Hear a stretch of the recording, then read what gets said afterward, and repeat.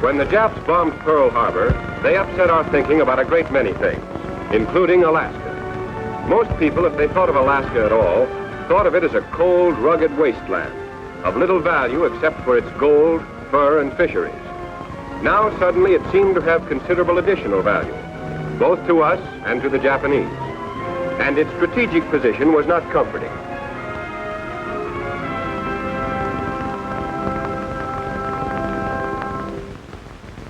From Alaska, the Aleutian Islands stretched out invitingly toward a shrewd and daring enemy.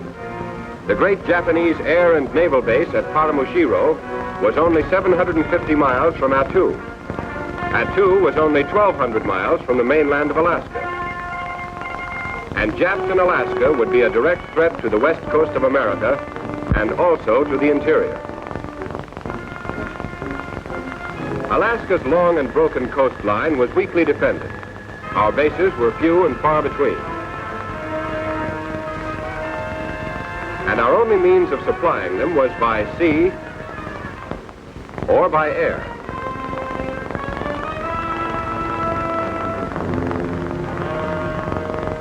There was no overland connection across the wilderness of northwestern Canada. Not even a trail.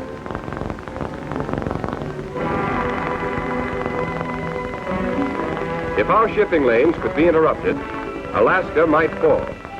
The situation called for immediate action.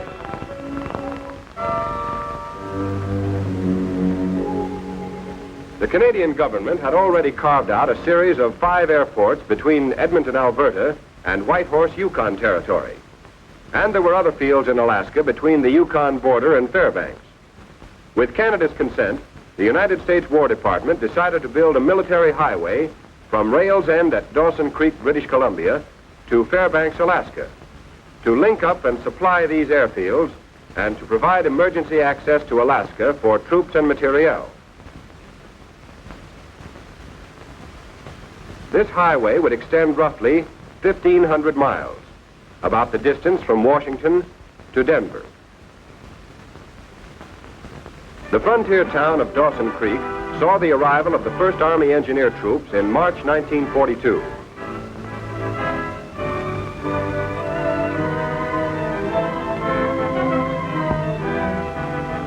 Here they set up a camp. Enlisted men were trained in the special problems of maintenance and operation of tractors in the north.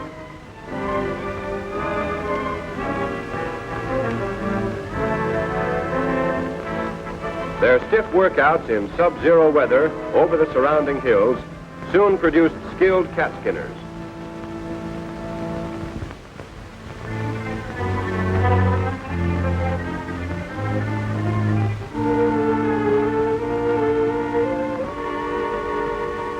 Before the arrival of additional engineer troops, these first troops moved out over a trail broken by the Canadian Department of Transport to Fort Nelson, where they established a base camp and began working northwest. Other regiments entered the Yukon through Skagway and established a base at Whitehorse. They began working both northwest and southeast. Still other regiments entered Alaska at Valdez and moved up to a point in the interior. From here, they began working toward Fairbanks and toward the Yukon border. In all, there were 7 engineer regiments, or about 10,000 men. Their immediate job was to break through a pioneer road, a road without frills, but a road which could be used to supply the airfields and to construct a permanent road later.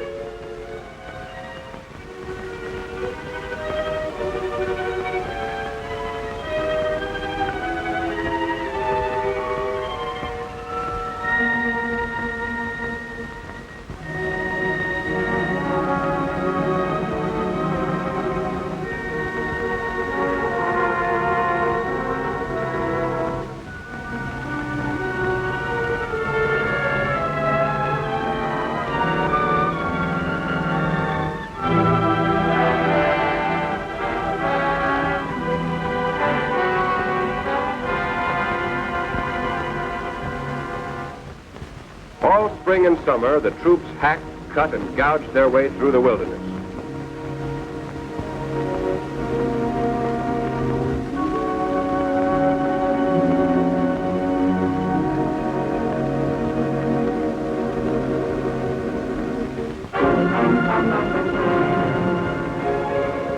There were colored as well as white troops. Both did their full share.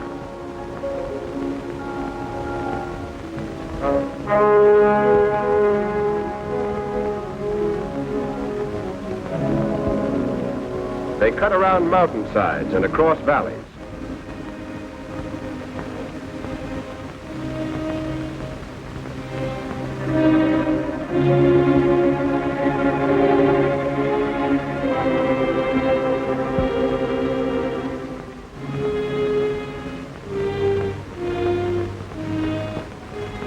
They corduroyed and filled over swampy ground.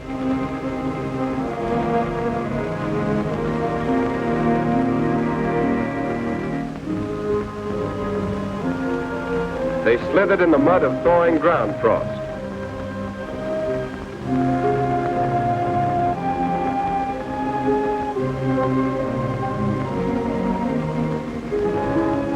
They built culverts over brooks and small streams.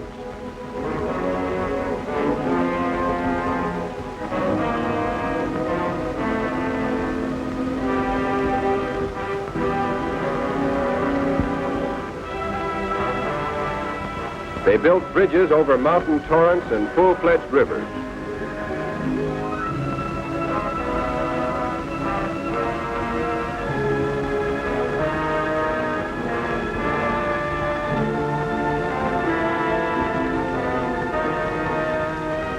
Finally, on the 20th of November, 1942, 8 months after the first troops plunged into the northern bush, the Pioneer Road from Dawson Creek to Fairbanks was officially opened. The freight rolled through.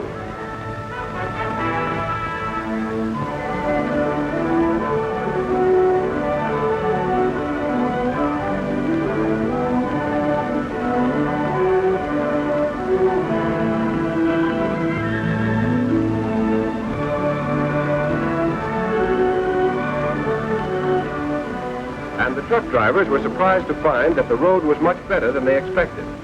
In fact, considering its length, more than 1,500 miles, the difficulties of terrain and climate, and the remarkably short time of construction, it was one of the wonders of the modern world.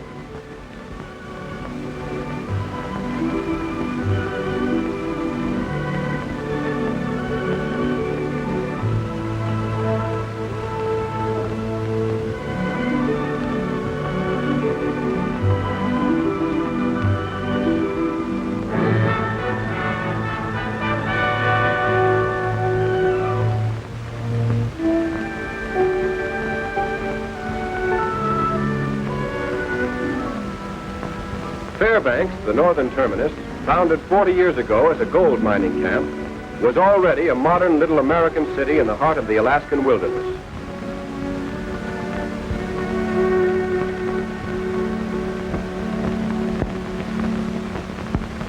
Of course, the highway was still largely a winter road, usable in some sections only when the ground was frozen.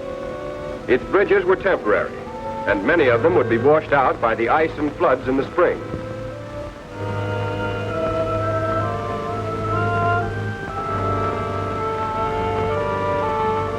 Even during the winter, bridges over active streams were sometimes covered by ice, and logs had to be laid across them and cemented in place by water to keep the trucks from breaking through.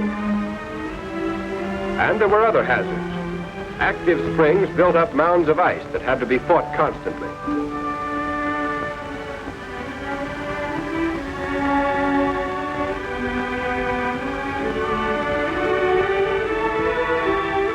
When culverts plugged up and ice mushroomed over the road, it had to be cleared, even at 40 below.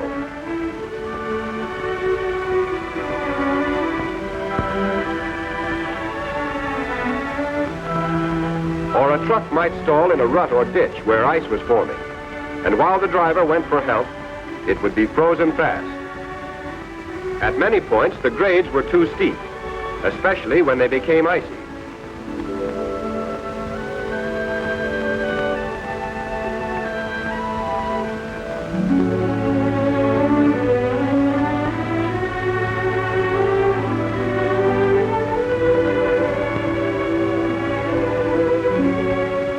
mending machines worked constantly, but it was impossible to keep the road safe at all times and places. Even on the best sections, if drivers relaxed for a moment, they might find themselves in a ditch.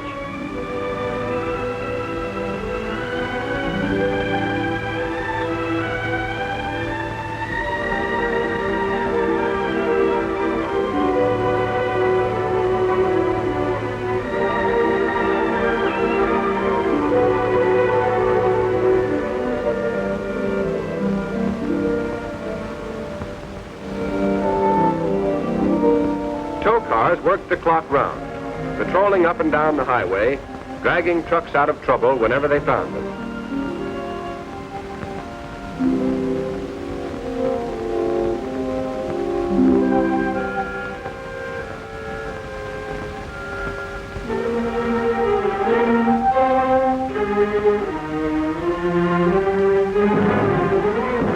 Control stations established at 100-mile intervals were manned by quartermaster troops who checked over and refueled each truck as it came through.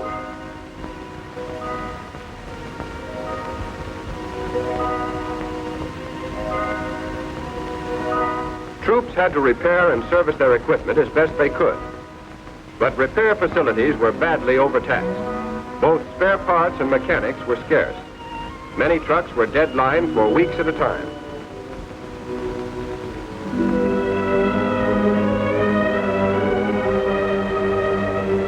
At the start, troops working on the highway had only tents for living quarters.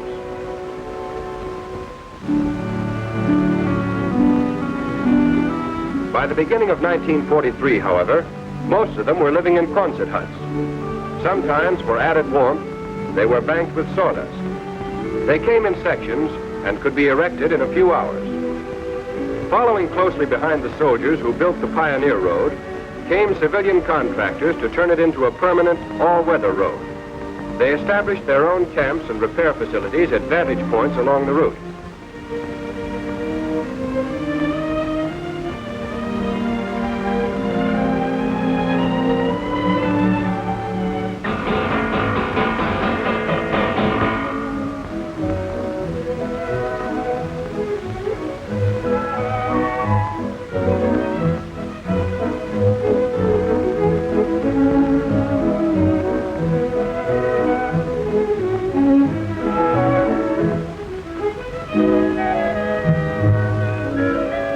There were Public Roads Administration surveyors to relocate and improve the alignment of the road.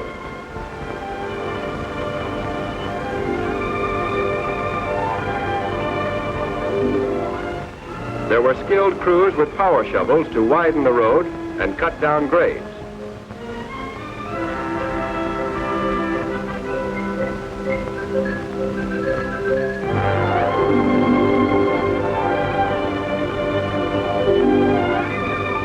There were crews with trucks to haul gravel from the borrow pits, which were opened all up and down the highway.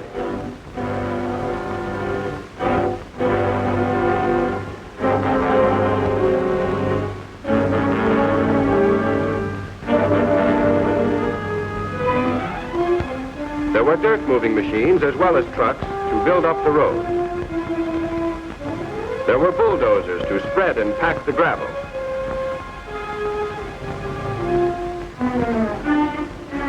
And dozers to dig drainage ditches.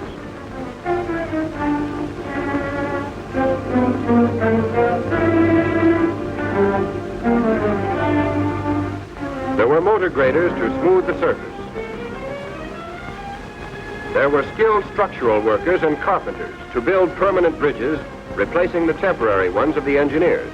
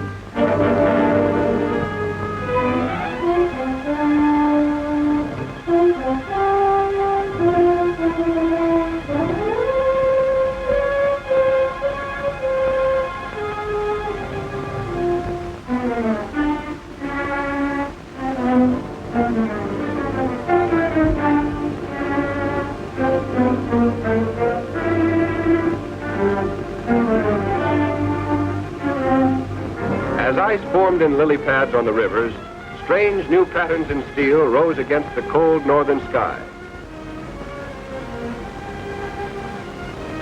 There were telephone crews to put in a line stretching the entire length of the highway. The Signal Corps directed the work, and its men did the pioneering.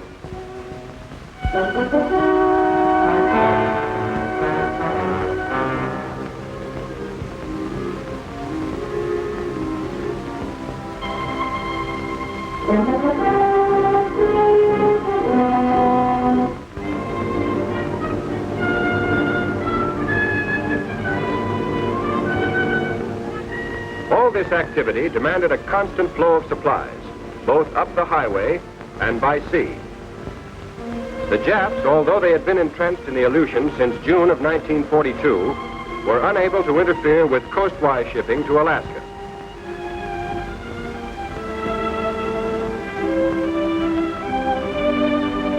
So it was possible to increase the volume of supplies moving in through Skagway.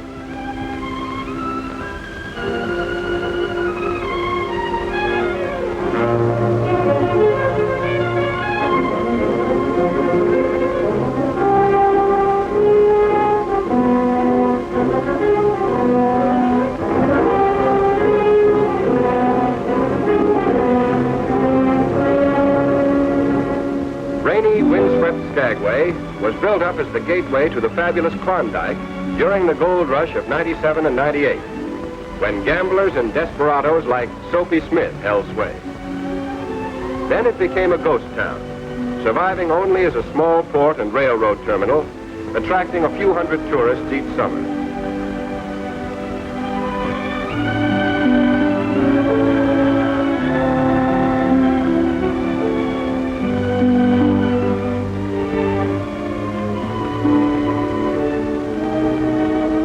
Suddenly it came to life again as a transfer point for troops and supplies for the Alaska Highway. Port facilities were improved and enlarged. The wharf was extended.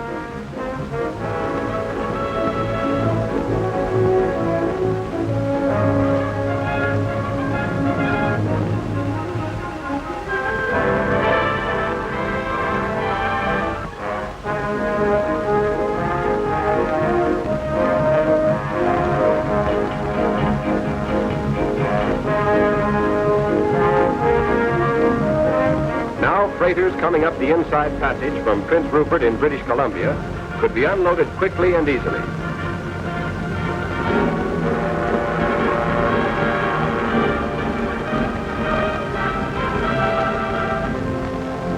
Barges could be beached and unloaded at low tide.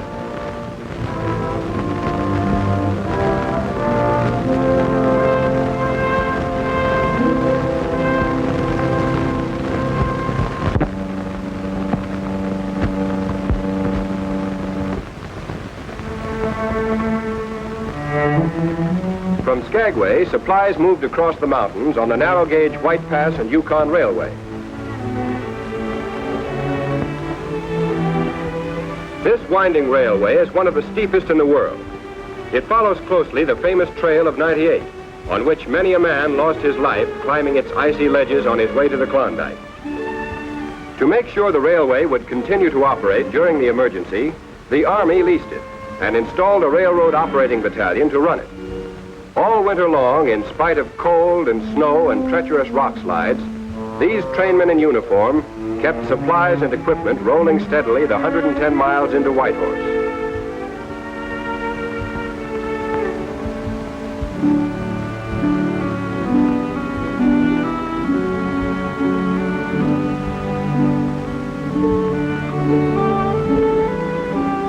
As an example of the railroad troops' devotion to duty, one engineer was awarded the Soldier's Medal for risking his life to save a train from destruction.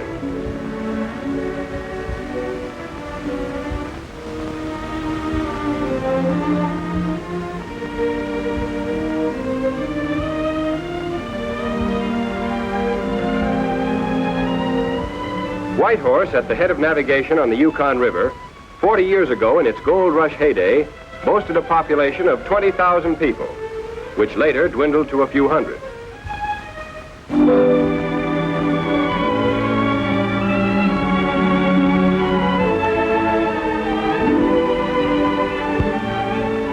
Now it was reawakening to the unfamiliar voices of soldiers and truck drivers and cat skinners.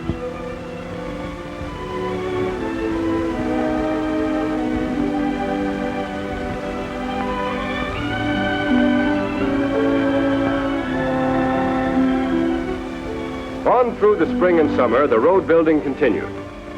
By now, there were 81 contractors and about 14,000 men scattered along the highway. Crews worked in 2 shifts of sometimes 10 and sometimes 11 hours each. Specifications called for a 26-foot roadbed with 20 to 22 feet of surfacing with gravel or crushed stone.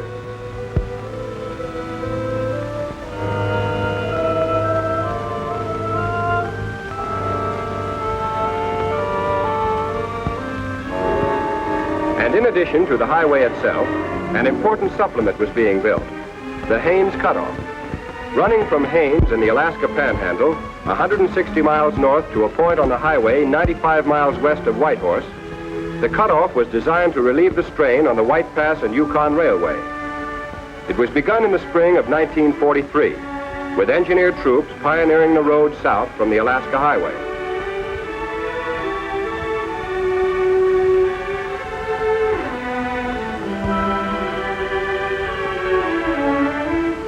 At the same time, civilian contractors started north from Chilkoot Barracks, an early military post which lay just outside the village of Haines.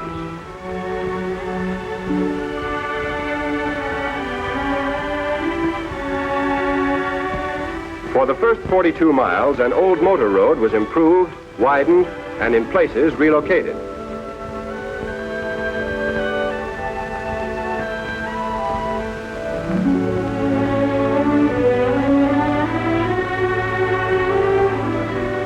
On its way to the Alaska-Yukon border, this road wound through spruce and poplar forests, over cold mountain streams, and through a sleepy Indian village.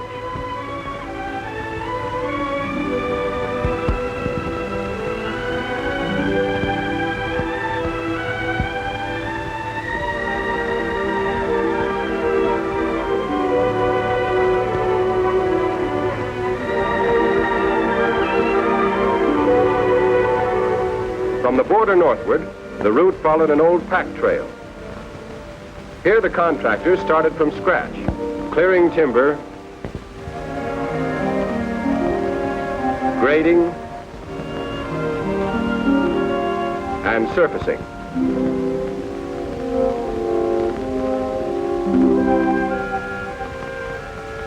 On reaching the pioneer road of the engineers, the civilian crews continued along it, improving and widening it all the way to the main highway.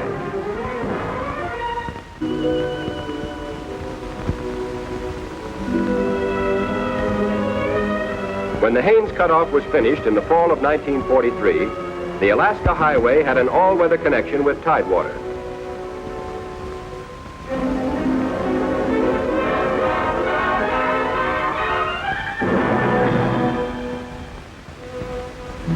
As the highway and the cutoff were nearing completion, so were the emergency flight strips being built by the Canadian Department of Transport and the United States Army Engineers.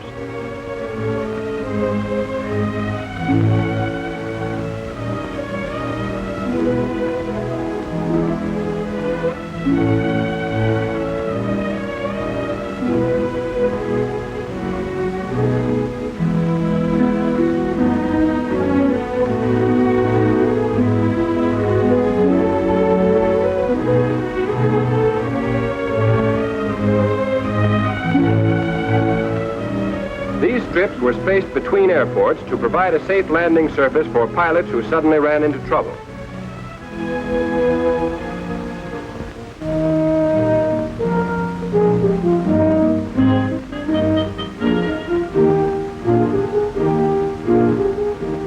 In addition, the engineers were improving the airports themselves.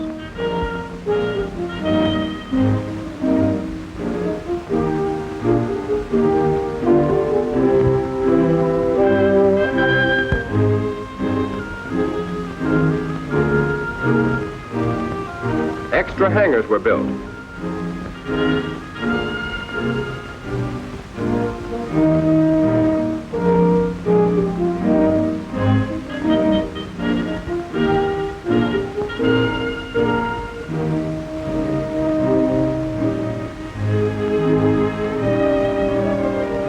runways and aprons were added.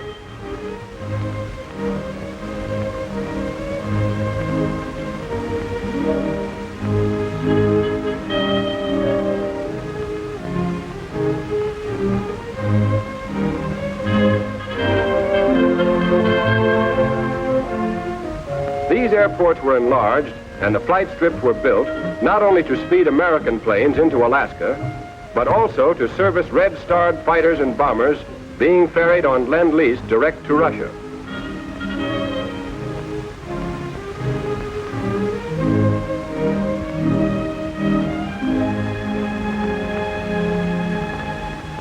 At the same time, most of the 86 major bridges on the highway were being finished.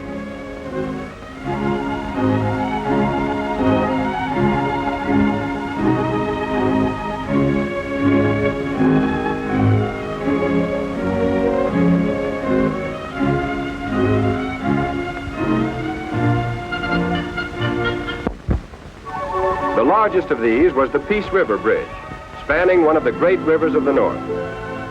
Near the southern end of the highway, the bridge is 2,275 feet long, with 2 suspension towers reaching 200 feet high, and a concrete deck 24 feet wide. The bridge was officially opened in August 1943.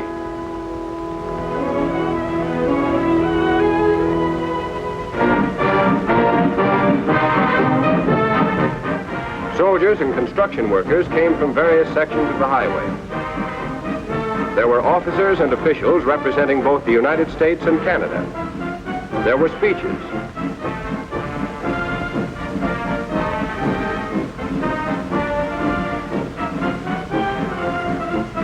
There was a ribbon to be cut. But the crowd didn't need to be told of the importance of the occasion. The towering bridge itself was ample evidence of the new day dawning in the North.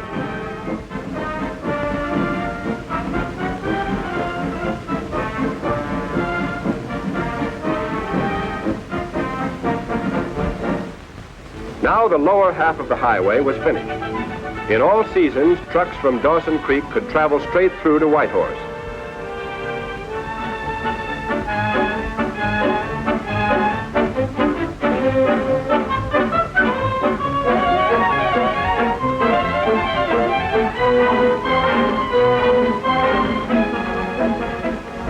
At intervals of about 100 miles, there were relay stations where the trucks were checked over and refueled.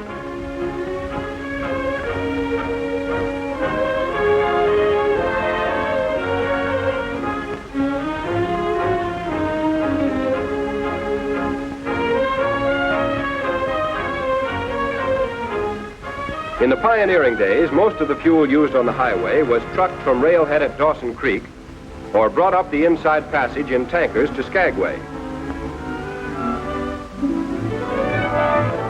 But with the completion of the Canal project, with its refinery and network of pipelines, the Alaska Highway had its own fueling system.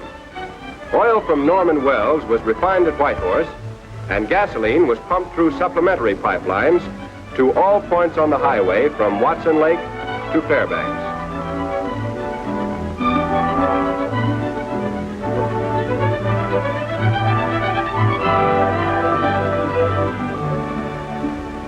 By October 1943, there was only one gap left in the highway.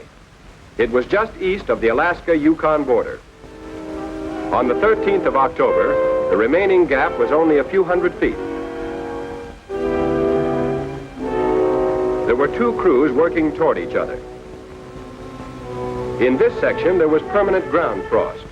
That meant the ground stayed frozen all summer long, down to a depth of 50 or 60 feet.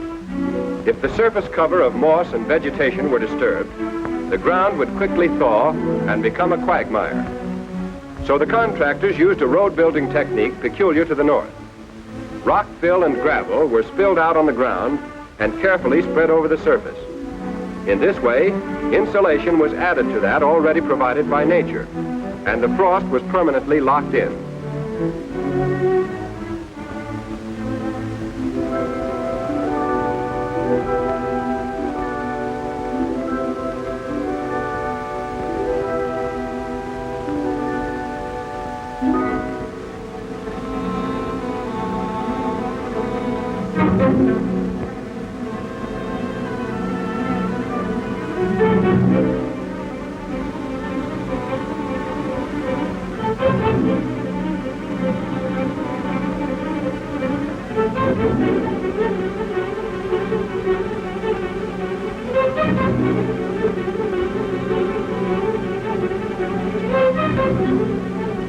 When the end was in sight, the truck drivers and cat skinners, the foremen and superintendents felt the growing excitement.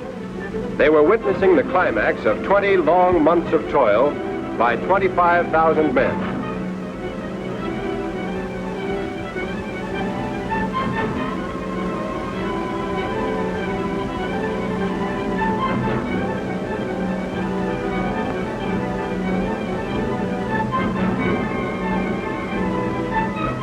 It was 6 o'clock. The sun was down.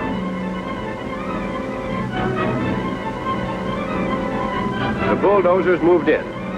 Their blades touched. The Alaska Highway was finished. A handshake in the gloom of an autumn evening marked the end.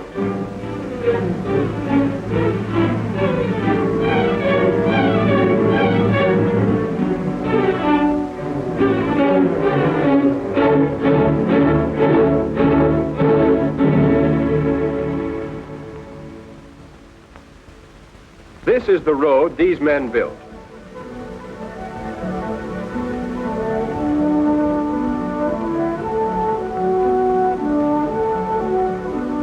And this is a good road, as good as any graveled road in the world, better in alignment and grades than any road of comparable length on this continent.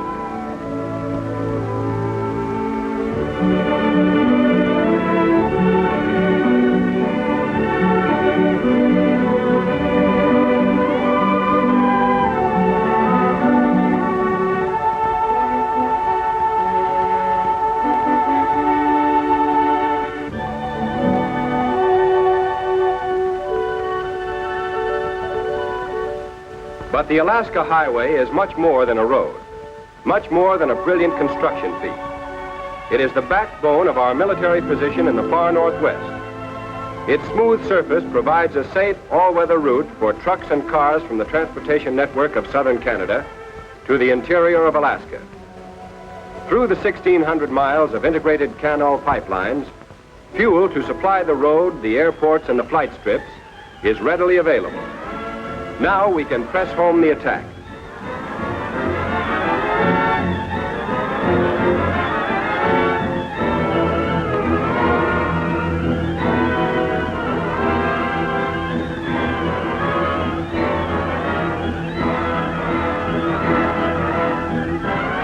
This is the road through the brooding wilderness.